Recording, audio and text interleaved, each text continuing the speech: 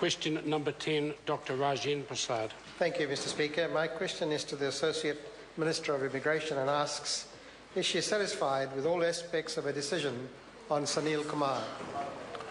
Honourable Nikki Kaye. Yes, I am. Supplementary question. Supplementary question, Dr. Rajen Prasad.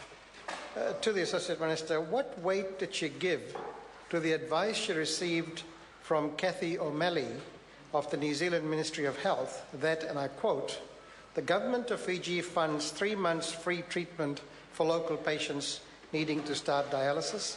During this time, they need to either find a live donor, be prepared to pay for their treatment thereafter, or get their affairs in order in preparation for their death a week or two after dialysis is withdrawn. Mr. Speaker. Honourable Nikki Kaye. The member has asked a question that goes to the heart of the case. I asked Mr. Kumar for a privacy waiver in this case. Before he died, he declined to give me that privacy waiver. I have said to the member previously that I would appreciate him not making incorrect statements. In terms of generally, though, I'm happy to make general statements around the advice that I receive. In this particular case, I did seek advice in terms of the care that is available in Fiji, and I can confirm that both dialysis is available, but also access to transplants. Point of order, Mr. Speaker. Point of order, Dr. Rajen. The question arises from a quote that the Minister provided herself. Order. And order. If the member's leading to, he does not think that question has been adequately addressed, then I'm ruling that it has been, particularly in light of the Minister gave at the start, where the Minister didn't want to get into any personal details. If the member has further supplementaries, we will hear them. Dr. Rajen Prasad, supplementary. Supplementary question, Mr. Speaker. Supplementary question, Dr. Rajen Prasad. What weight did the Minister give to the information provided to Immigration New Zealand on 7th of March that the family was well on its way to raise the funds to pay for the kidney transplant and confirmed on 23rd April, and that his cousin was undergoing tissue matching procedures to be a donor? Honourable Nikki Kaye. Mr. Speaker, again the member asks a specific question that cuts to the heart of the case. I've been very clear with the member on a number of occasions that I requested a privacy waiver from Mr. Kumar. He declined that privacy waiver. I would be very happy if the family did provide the ability for me to talk about the case via providing a privacy waiver, then I'd be happy to give further information. But there is a difference, Mr. Speaker. Sometimes in this House, members get privacy waivers, but the Minister does not. That sometimes happens, and that is what has happened in this case. It does not mean that I can speak to those bits of paper. The other thing that I'd say to the member, specifically, though, is I did take a very unusual step in this case of writing to Dr. Prasad and saying two things. That he was making inaccurate statements, specifically regarding the cost of treatment, and I would ask that Dr. Prasad stop making inaccurate statements, particularly given the circumstances in this case. Order. Point of order, Mr. Speaker. Point of order, Dr. Rajen. I seek leave of the House to table the report to the Minister from Kaye O'Malley, Deputy Director General of the New Zealand Ministry of Health, in which the quote I came up with before I finish the speaker, I have the approval. Order.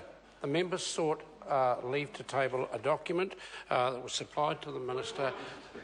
I'm ruling on a point of order, and the member, when he's finished, he can raise it. The member has sought leave to table a document written by Kaye O'Malley that was presented to the Minister. Leave is sought to table. I'll put the leave and then I'll... Order. I will hear from the Honourable Trevor Mallard. Mr. Speaker, it is the normal practice of this House to seek an assurance from the member that he has a privacy waiver or has the permission of the family to table a document which goes to an individual case. And I would like to know, sir, whether he has that permission. I was just assuming, and maybe incorrectly, I was assuming that waiver had been obtained by Dr. Rajen Prasad, but to clarify the matter, we'll clarify that with the Dr. Prasad. Yes, Mr. Speaker, I have the... Order. Then leave is sought to table this particular document. Is there any objection to it being tabled? There is none. It will be tabled. Further supplementary? Yes, Supplementary, Mr. Speaker. Dr. Rajen Prasad. To the Minister. Order, order. Can we just move to the supplementary question? Mr. Speaker. Point of order.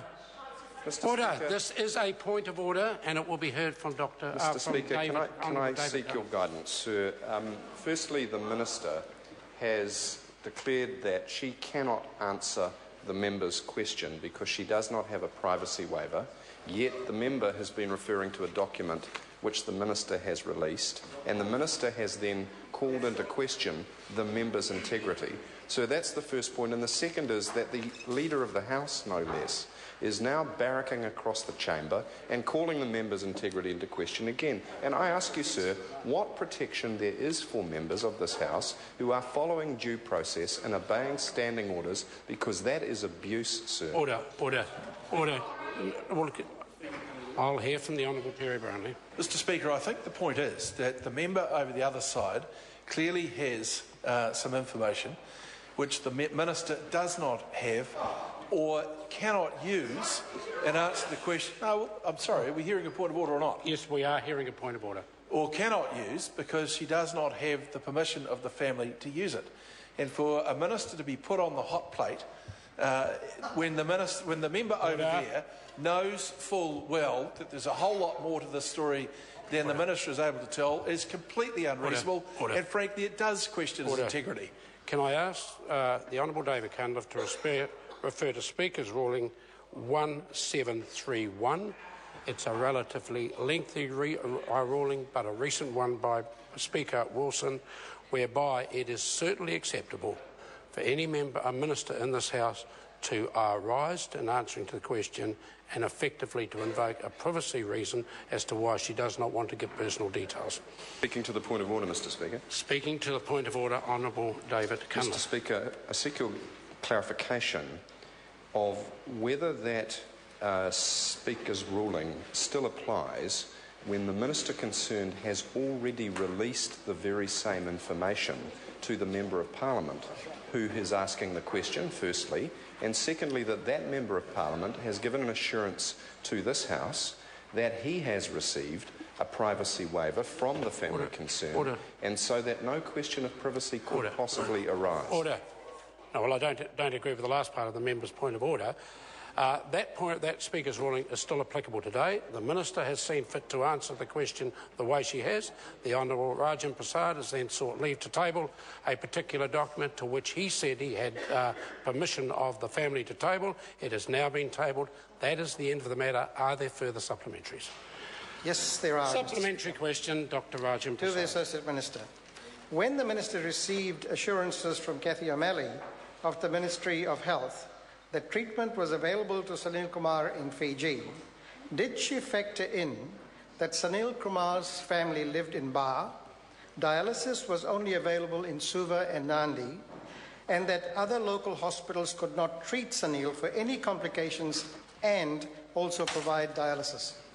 Mr. Speaker. Honourable Nikki Kaye. Again, I want to make a couple of points here. While I requested a privacy waiver, Mr. Kumar declined that. I am aware that he gave opposition members a privacy waiver, and I actually wrote to opposition members telling them information about the case after I was assured that they had a privacy waiver. That is not the same thing. That is not the same thing as me being able to release that information, even if they have it in their hands.